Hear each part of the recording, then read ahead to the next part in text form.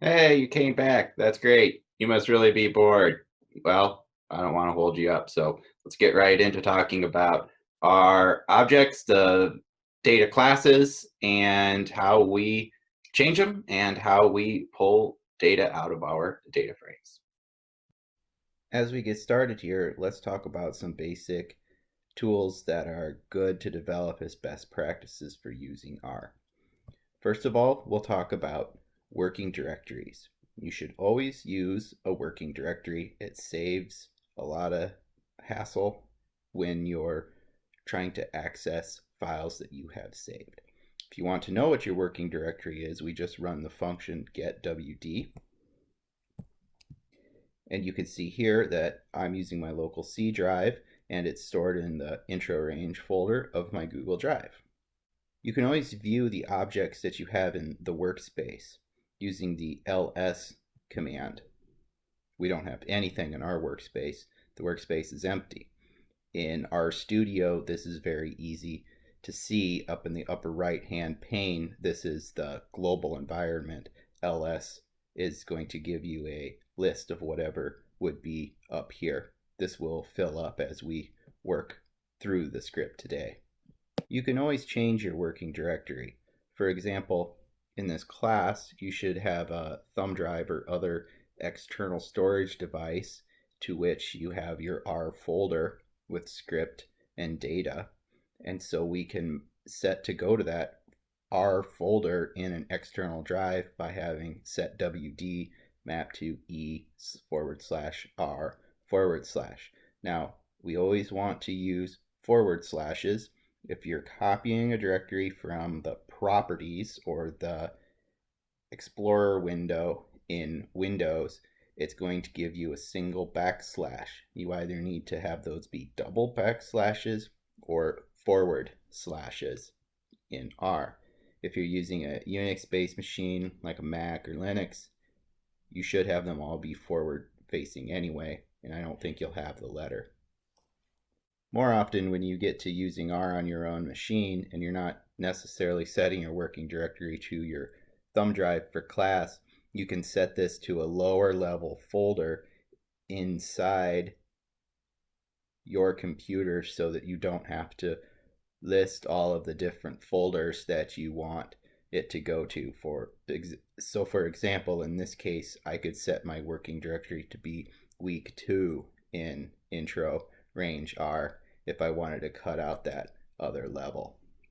Sometimes we want to save files that we create in R. The the file extension for an R object is .R lowercase data, and we can save things with the save function. You give it the name of the object as it is in your environment, and then file equals, and you have to have the file in there. And then you could load these as well. There's kind of two schools of thought about this, and then saving the workspace, which you see right here below. You can put save.image, and that'll save everything in your session, all the objects, not just the one that you would be assigning here in the save function. On one hand, it makes sense to save things that you've done.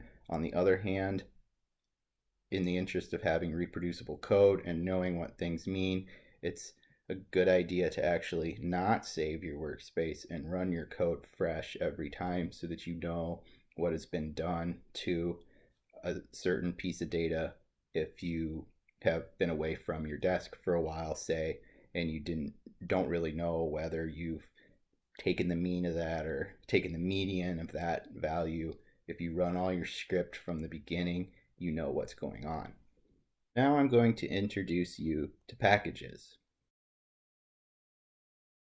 One of the great things about R being open source is that other people can write a variety of functions to do specialized tasks that aren't necessarily available in the base installation as you download and install R. These are called packages. Now you only need to download a package once, but to use an external package, you need to load it into the session each time you restart R or restart RStudio. And we do that with the library command. So it's a little odd. We use the install.packages with quotes around the package to download them. And when we want to call them in a session, once they are downloaded, we use the library command without the quotation marks. So what we're going to demonstrate here is the installation of a package called pacman, which is a package manager. I like to use the pload function in the pacman package because it checks to see if you have the package, and if you don't, it will automatically download it. If you already do have the package, it will just load it without reinstalling. I use that in this script a lot because I'm sharing a script with folks who I don't necessarily know whether they have the package or not, and I don't want them to reinstall the package every time. So I'm not going to run the install.package command right now because I have this on my machine, but I'm just going to go straight to the library pacman. And you see nothing happens. It's just brought it into the R session. All the functions in pacman are ready to use. So I have another one, dplyr here. I'm going to push p_load to the console. Now it's loaded the dplyr package. An alternative way to use a function that is in an external package that you have downloaded and saved to your machine is not necessarily to load it in the environment via p_load or library, but you can use this double colon syntax to use a specific function from an external package that you have saved. This will prevent the package from being loaded, but you'll still get the functionality of that single function. This is a good practice when your external package has a function that conflicts with another package or something in base R. Select function from dplyr is an example of this. If you have the library mass, capital all caps MASS loaded, which comes with R but isn't automatically turned on when you start a session, you have to introduce it with library mass. It has a select function that that dplyr select will conflict with as well. We have several functions at our disposal to query the nature of our data. I'm going to run just several of these on a data set called cars that comes default with R. We have the dim function to look at the dimensions of this object. It is 50 rows long and it is 2 columns wide. We can see names, which will give us the column headings. We have speed and distance are the names of those 2 columns. Head will automatically let us see the top 6 rows of an object, including the column headings, so we can just see what those data look like. Alternatively, tail will give us the bottom 6 rows of that same data set. Classes in R refer to 2 different things. We can be speaking about the objects that are stored in R and the vectors, or the components of the objects themselves. Class is itself a function for querying the class of an object. Most commonly, we have a data frame. This is a rectangular object type, very similar to a spreadsheet where we have columns going across and we have rows going down. This is just a very common way to store data, very similar to a spreadsheet. We also have matrices in R, which are another rectangular arrangement of data, but is more mathematical and it's more technical in that each of the data that are stored are in relation to their location and between the rows and the columns. R includes arrays, which are a 3D matrix, as well as lists, which are three-dimensional and can have any number of classes stored in there. You can have function-specific object classes as well. All of these types are in base R. There are corollary types of objects in the tidyverse, the Tibble, and lists. As.DataFrame stores an object as a data frame, and as_Tibble stores an object as a Tibble. Within objects are vectors. These are the columns.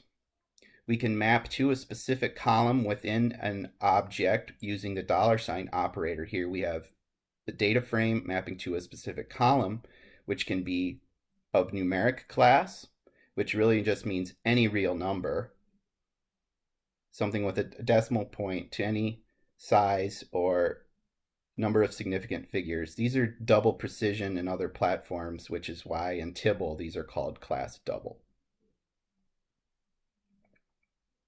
Numeric are any real numbers. Integers are any whole numbers.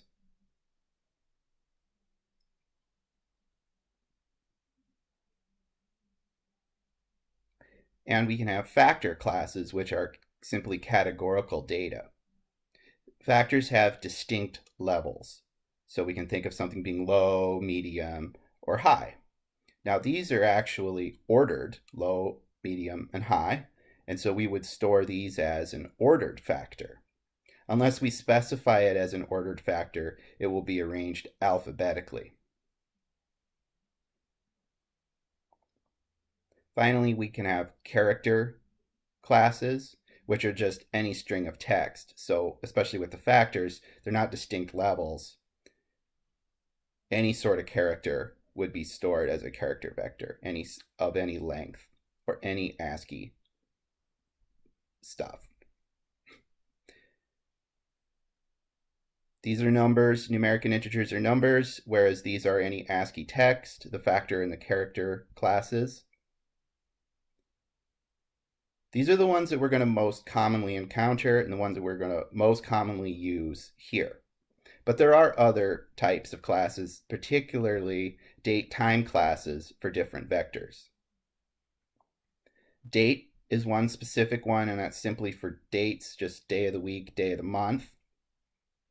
And there's also these POSIX classes that are calendar, time, and date. So these will include timestamps for actually down to the second. There's several conversion functions. They're all the same. It's just as dot will, in our language, will coerce a vector to these different ones.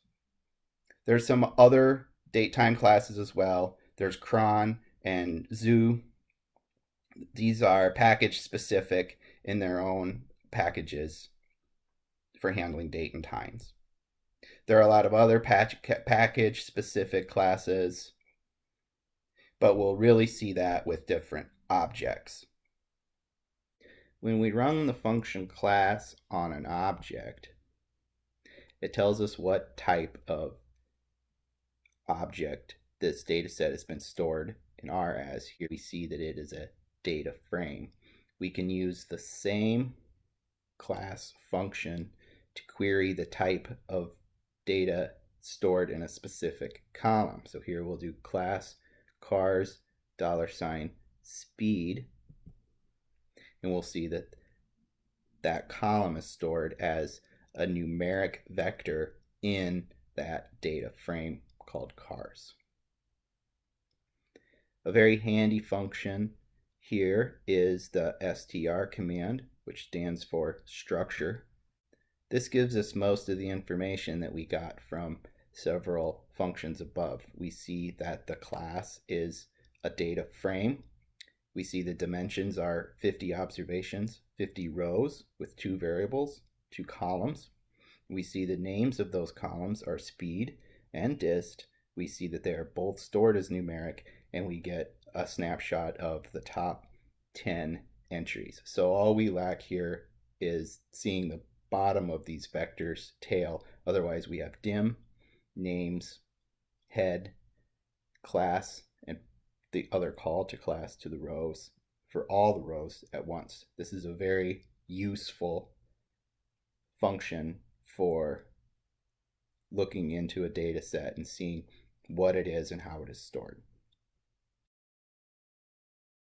Summary is a very important function, especially when we start fitting statistical models and the results of statistical tests can be viewed with the summary functions. That's how we would see the terms of the model and how we would see the p-value. If it were just called on a couple of vectors or a data frame like this, it gives us summary statistics. So you can see we get the moments of both of these data vectors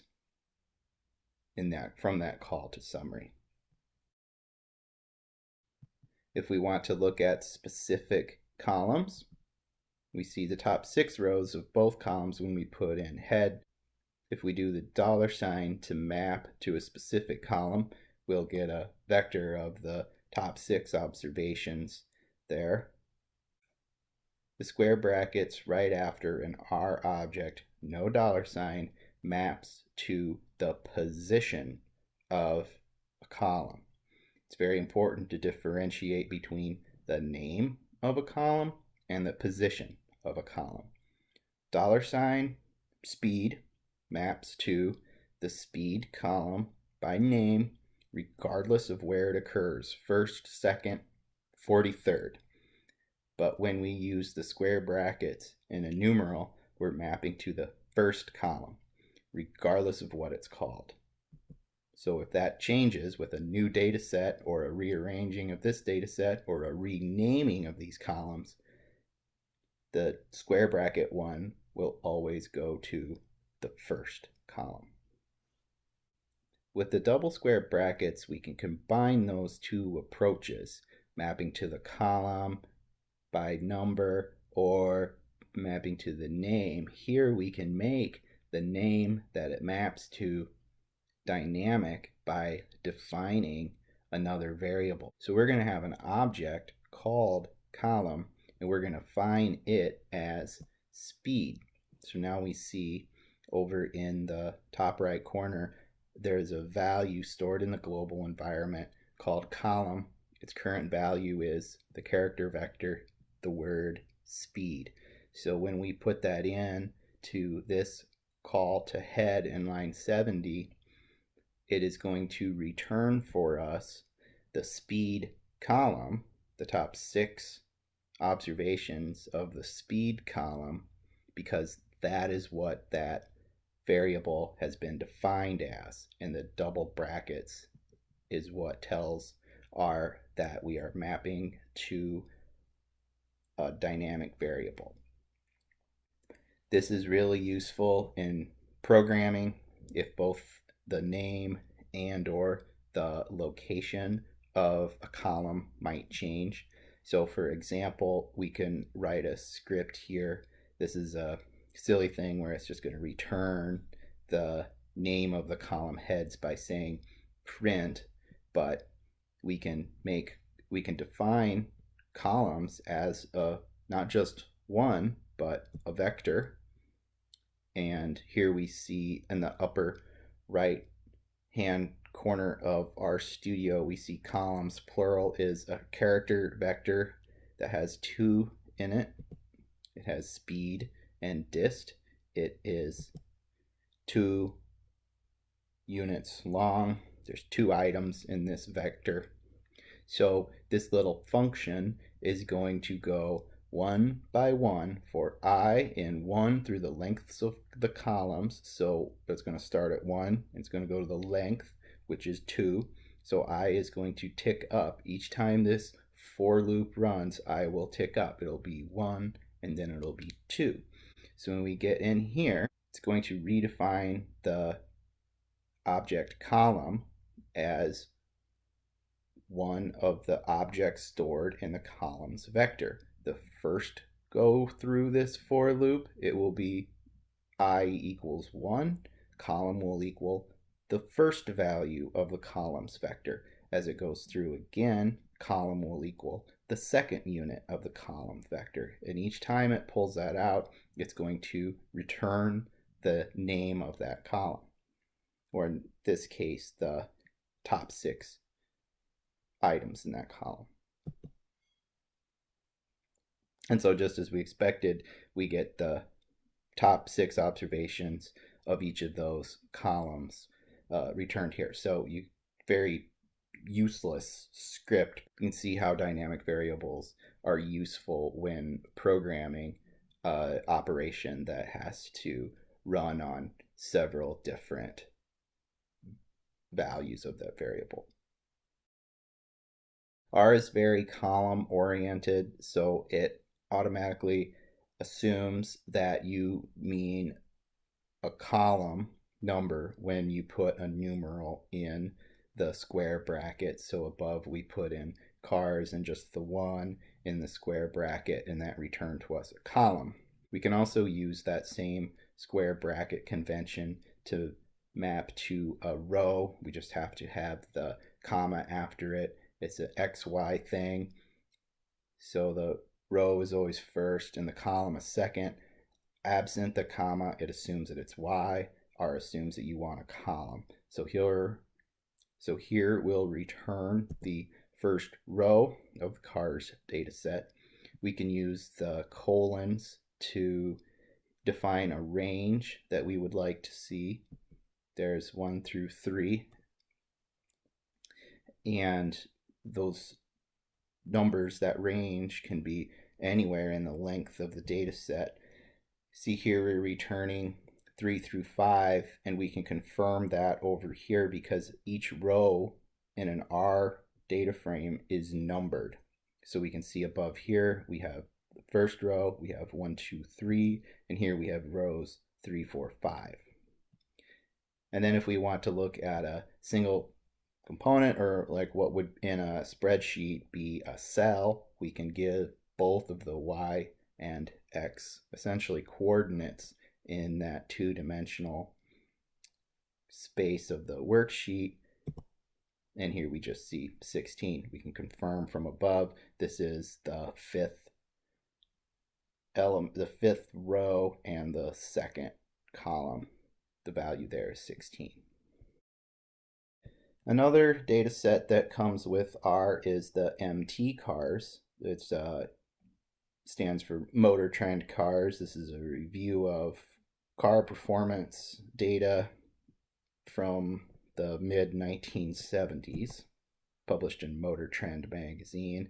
Here we see that we have a data frame again. We have just 32 observations, but of 11 variables. And we can see the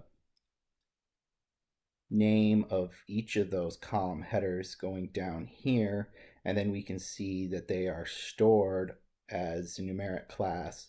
Each of them are stored as numeric, so we can run the summary function on that, and that'll just return a whole bunch of summary statistics for all of these variables. Now, something that should stand out is just because these data are stored as numeric does not necessarily mean that they are.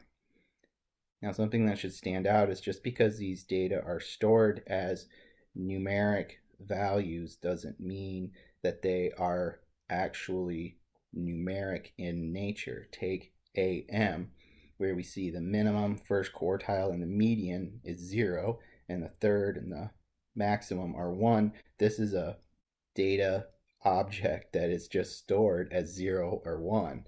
That's not numeric, that is categorical.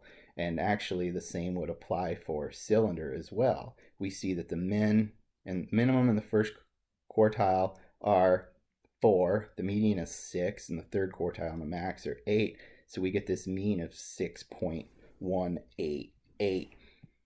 This is a property of the cars and how many cylinders are in the engine. So it's really 4-cylinder, 6-cylinder, and 8-cylinder engines. Having a mean of 6.2 doesn't make sense. This isn't actually numeric. It's a categorical variable that's discrete. And so you don't have an actual instance of cars having 6.2 cylinders. So it would be more appropriate for these to be stored as factors. And R has a function called as.factor, where we can apply it to a column and put it back into the column, and it will convert the cylinders to being a factor, and we'll call this on another variable as well. And then we can call structure again and see that indeed we have converted cylinder and this VS to factors. VS is another one of those that's just on or off, so it has two levels, 0 or 1. And cylinder has, as we expected, 3 levels, 4, 6, and 8 cylinders for the engines. So running these one line at a time with an as.factor for each column can be onerous if you have to do this for a lot of columns. There are several columns in this empty cars data set that we need to apply this to. So we can use this mutate function, a variation of the mutate function that's available in the dplyr package.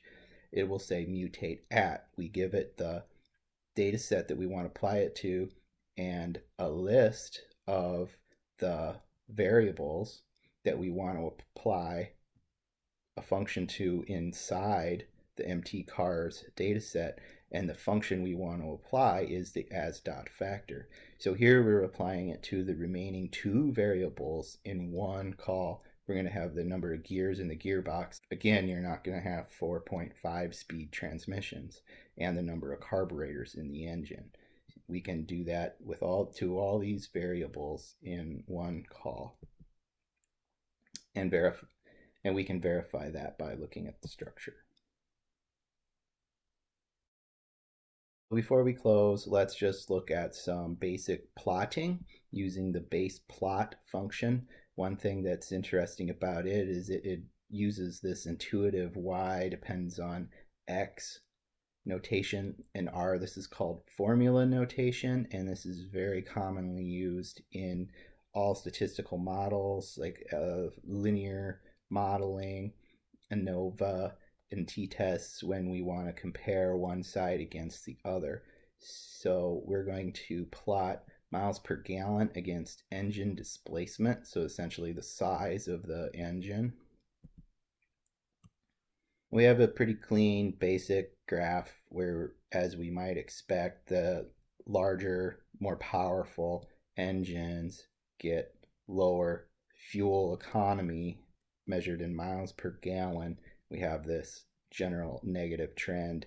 Each of these points has been assigned to the value in the data set. We only told it plot. It knew that we were giving it point data and just put a point for each value on these 2 axes. So that plot function made a lot of assumptions about our data and gave us a pretty clean plot with a very minimal call.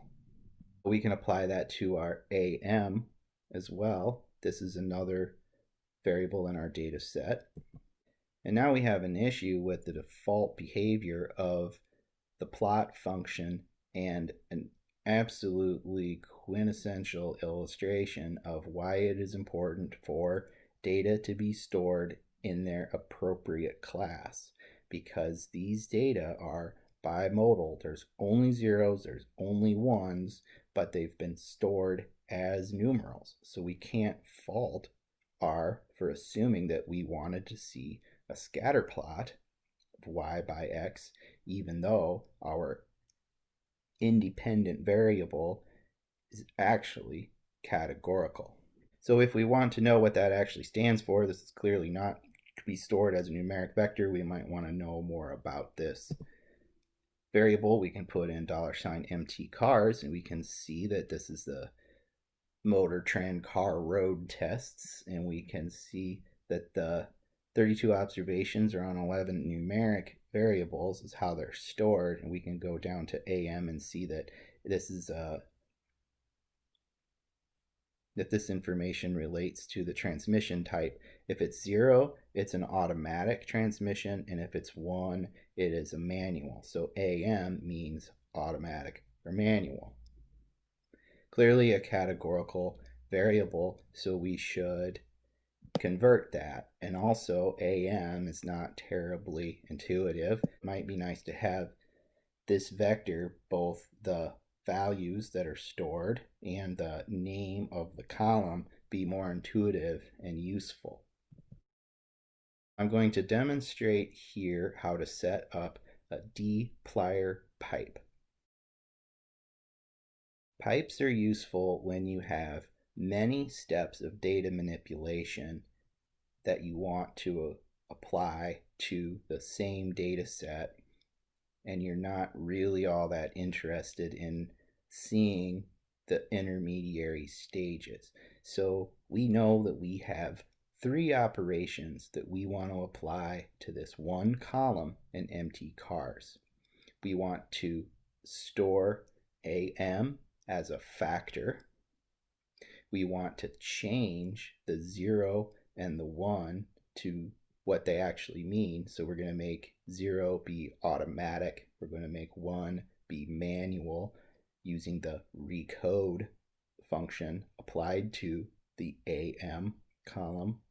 And then finally, we're going to rename the name of the column from AM to transmission. So there's no reason for us to do this in 3 different steps. That's 3 different times we have to run it to R, and we're just changing that mtcars each time, when we really just want this final product of these 3 operations in a row. So the dplyr pipe allows us to pour in the direction of this arrow the data set into here, these 2 calls to mutate. We use the mutate verb when we are working within a column. So we're going to mutate the AM column, change all of its entries in that vector to a factor, and then change all of the entries in that vector to a different code. They're stored as 0 and 1. We'll call them automatic and manual. And then we pour the mtcars data set into the rename verb, which will convert the name of the column from AM to transmission. And so it pours down stepwise, step 1, 2, and 3, and then the assigner puts it back into mtcars. And then we can view the structure of that, and we can see that all 3 of those steps were applied with that one call to the console. We don't have an AM column anymore. We have transmission. Now it's a factor with 2 levels, stored as automatic and manual. Now we can remake our plot and just use the plot function. And now, just using the plot function, we get a box plot. Previously, we got a scatter plot without telling R that we wanted a scatter plot. And now we got a box plot without telling R that we wanted a box plot. And R knew to give us this box plot because we gave it an appropriately classified data column. This time it was a factor. It knew to give us boxes for each levels of the factor, the automatic and the manual. And we can interpret this very easily. We know that the x-axis is transmission because we've labeled it with a good word that means exactly what we're trying to show. We have the 2 transmission types, automatic and manual, and we can confirm that measured in miles per gallon, the fuel economy of a manual transmission is generally higher than that of an automatic. And so, of course, you have the option at this point to save the new file. We've applied these manipulations to the mtcars data set, and there is a school of thought that would say that if we want to work with this data set in the future, that we should save these changes. There's also a school of thought that says we should remake those changes every time we want to come in. And when we use the dplyr pipe, it's actually very quick for us to redo all those manipulations fresh every time that we start up in RStudio. Well, I hope that made sense. Those are some pretty essential bits of knowledge about how to use R and how to manipulate data in R. Going forward, we're going to be using many of those functions every lesson, and we're going to be switching between numeric and factor and character vector types. So make sure you're familiar with how all those operations work, and remember, you can always hit question mark any function or object class, and you'll be able to learn more about how that particular thing works or that function works in R. The lesson this week was brought to you by the following base functions for looking at the nature of our data sets, including dim for dimensions, head to see the top few rows, and structure to see the overall structure of the data set. We also used function class, plot, and summary. We loaded another package, the dplyr package, and used from there the mutate function as well as mutate at. Within each of these we applied the base function as.factor. We also used the rename function from the dplyr package. And as always, the lesson today was brought to you by the letter R.